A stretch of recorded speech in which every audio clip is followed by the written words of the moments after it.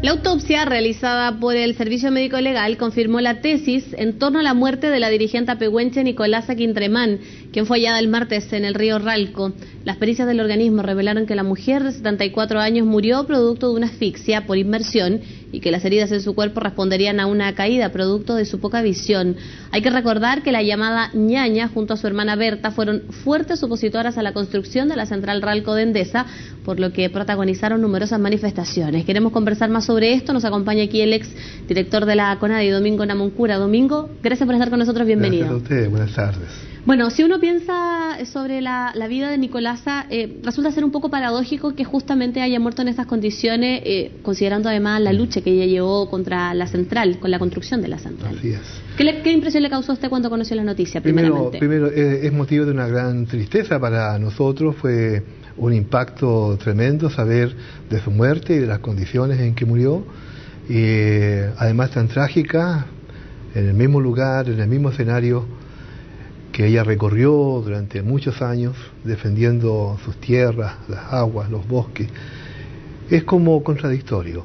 Ahora, estos días son de duelo para el pueblo mapuche, mañana son los funerales, asumimos que mucha gente va a brindar su homenaje y su reconocimiento, y en lo general yo espero que el fiscal agote todas las diligencias, todas las hipótesis, que no deje ninguna conjetura afuera, porque es de interés del pueblo indígena, como también de la sociedad chilena, el que se esclarezca en forma absoluta la verdad de los hechos, asumiendo que si esto fue un accidente, bueno, está bien que se establezca, pero que no se deje ninguna duda en el aire. Yo recomiendo aquello porque Nicolasa Quintremán Calpán no es una persona común y corriente, ella representa un pueblo, el pueblo pehuenche, representa una lucha histórica, ella estuvo en la primera línea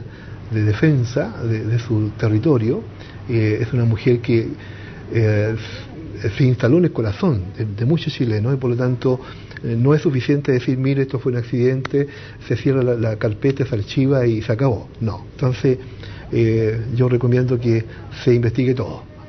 Y no importa el tiempo que esto demore, ¿verdad? Hasta que se establezca claramente que así fueron las cosas. Domingo, quizás muchas personas no recuerden o no conozcan en detalle la historia de esta mujer por el paso de los años, pero a modo de resumen me gustaría con usted construir un poco la historia. Ella junto con su hermana se oponen al proyecto de Endesa, ella se confronta a las decisiones de los gobiernos de Eduardo Frei, de Ricardo Lagos, y a la par ella decide nunca moverse de ese punto, incluso cuando se instala una especie de muro que marca la división de la instalación de la central con el terreno donde ella había habitado ancestralmente. Así es.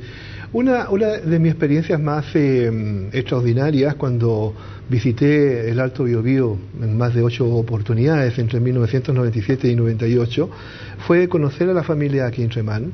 Ellas son de apariencia, digamos, débil, personas muy frágiles, de edad, de estructura física, pero de una fortaleza inconmovible. Una cosa que lo primero que a mí me impactó mucho fue encontrarlas, ¿verdad?, en el territorio y conocer de su cosmovisión, de la forma como ellas amaban su tierra, el relato que ellas tenían histórico y su firme determinación de oponerse a aquel proyecto, porque consideraban que la central Ralco, bueno, lo que iba a hacer era más bien depredar el entorno, afectar la biodiversidad, y ellos no querían aquello, entonces tenían una postura muy firme, y en el paso hacia Ralco era como necesario visitarla, porque estaban muy a la pasada del proyecto.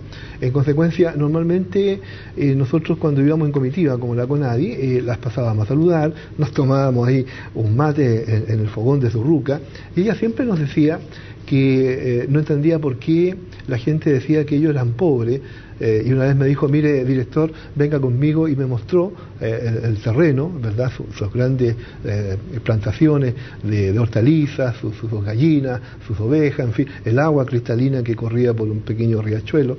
Entonces ella me dijo, nosotros somos muy ricos, tenemos esta riqueza que es de la naturaleza, que el Neguillén, dice ella, nos entregó a nosotros para cuidar y para proteger, y por eso nada de esto queremos entregarlo. porque es parte de nuestra cosmovisión.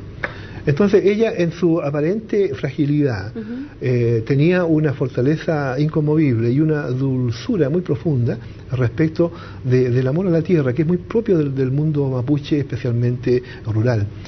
Y esa experiencia nos quedó a muchos de nosotros grabada siempre, así que por cierto que es una pérdida muy grande, y ella tuvo un rol tremendamente significativo porque fue de las familias pehuenches que tenía mayor conciencia del impacto que este proyecto iba a implicar para el mundo pehuenche, y lideró en cierto modo la capacidad de las demás familias de ir organizándose poco a poco para enfrentar los efectos de ese proyecto. Incluso junto a otras mujeres del Alto Biobío crearon una organización, una agrupación de mujeres Fuerza de la Tierra, ¿verdad?, en que ellas eran emblemáticas, además de un conjunto de otras hermanas pehuenches que conducían y lideraban aquella labor. Eso hizo, a mi juicio, inevitable que ellas saltaran al plano nacional e internacional, ¿verdad?, y fueran reconocidas ambas, Berta y Nicolasa, como líderes del mundo pehuenche en su confrontación con el proyecto RALCO. ¿Cómo impacta, y lo quiero llevar al trasfondo más bien de esto, porque leía una columna de Pedro Cayuqueo, usted lo debe ubicar, escritor, periodista, donde hablaba varios aspectos. Una muy hermosa columna que acaba de escribir. Donde él aborda varias temáticas, pero entre otras, él menciona que el hecho de Nicolasa y toda la lucha va marcando precedentes. Primero porque es uno de los grandes conflictos medioambientales, los primeros, y ya se conforma. Pero también deja su columna una sensación de desazón respecto a que pese a todos los años y a la lucha que se materializó, por ejemplo, él dice, los titulares fueron sobre el acuerdo que se llegó con Endesa y no sobre la cosmovisión o la profundidad que tiene los pueblos indígenas respecto a la tierra. ¿Usted cree que finalmente cuando uno piensa que eso pasó hace tantos años, es una situación que todavía sigue tan pendiente y tan vigente? Te agradezco mucho la pregunta y en pocos segundos quisiera profundizarla. Primero, la columna de Cayuqueo es realmente muy interesante y muy hermosa, un gran homenaje. Pero quiero recordar lo siguiente: en 1997 y 1998 no teníamos el convenio 169 aprobado. Era una demanda histórica, pero no estaba aprobado. Tampoco teníamos la declaración de los pueblos indígenas, de los derechos de los pueblos indígenas de Naciones Unidas de septiembre de 2007, 10 años después. Lo único que teníamos a la mano era la ley indígena, que además había sido aprobado algunos pequeños años antes, en 93, ¿verdad? Y recién en 94 se instala la CONADI, y por tanto comienza el proceso en 94 de defender la ley indígena. Por tanto, cuando aparece el tema RALCO, y el problema pehuenche particularmente, que denuncia las hermanas Quintremán, estamos apenas a 3 años de una ley muy nueva, que no tenía experiencia previa, habían pasado 18 años de dictadura, no había mucha experiencia a nivel del Estado. A nivel del Estado las autoridades seguían mirando el tema indígena como un problema de pobreza y falta de oportunidad, y entonces metamos algunos proyectos, algunos subsidios y se acaba, ¿verdad? Eso ha cambiado hoy, ¿verdad? La diferencia que hay con hoy día, a 14, 15, 16 años de RALCO, es que tenemos convenio 169 aprobado, es ley de la República, y el Estado hoy día está obligado a cumplir e implementar los derechos colectivos que están inscritos en el convenio 169. Tenemos una declaración universal de derechos de los pueblos indígenas del 2007 que Chile firmó en Naciones Unidas. Tenemos tratados internacionales. En definitiva, cuando ingresamos a un nuevo ciclo histórico o político, se abre también una oportunidad para los pueblos indígenas de Chile en cuanto a que situaciones como RALCO nunca más van a poder ocurrir del modo como ocurrieron, porque cuando aquello sucedió no existían estos tratados internacionales vigentes y aprobados en Chile. Que protege hoy a las comunidades principalmente. Hoy día de todas maneras existe, por ejemplo, el tema de la consulta indígena. Ningún megaproyecto puede aplicarse en territorio indígena si no es consultado con los pueblos indígenas. Hay una discusión sobre el reglamento. Ese reglamento tiene que ser revisado y tiene que ser fortalecido con los pueblos indígenas. Bueno, pero la relación entre los pueblos indígenas y el Estado, desde el punto de vista de sus derechos, ha cambiado sustancialmente desde 1997 Domingo, a la para fecha. terminar, se ha avanzado, pero ¿usted cree que desde un punto de vista más social, la ciudadanía, nosotros somos todos parte de un mismo país, comprendemos la cosmovisión? Y se lo pregunto por qué, porque si uno revisa ahí el nombre de Nicolasa Quintremán, a nivel internacional es una noticia sumamente trascendental, importante. Maneras, sí. Acá también, claro, se ha mencionado, pero cuando se va al trasfondo, y que también Pedro Cayuqueo lo menciona en su columna, pareciese ser que la cosmovisión de los pueblos indígenas todavía no es asimilada por parte de los ciudadanos. Sin duda, usted tiene toda la razón. Estamos recién abriendo caminos. Todavía se trabaja con la idea de que lo indígena es algo extraño a la sociedad chilena. Recién se está comprendiendo en qué consiste la cultura y la cosmovisión.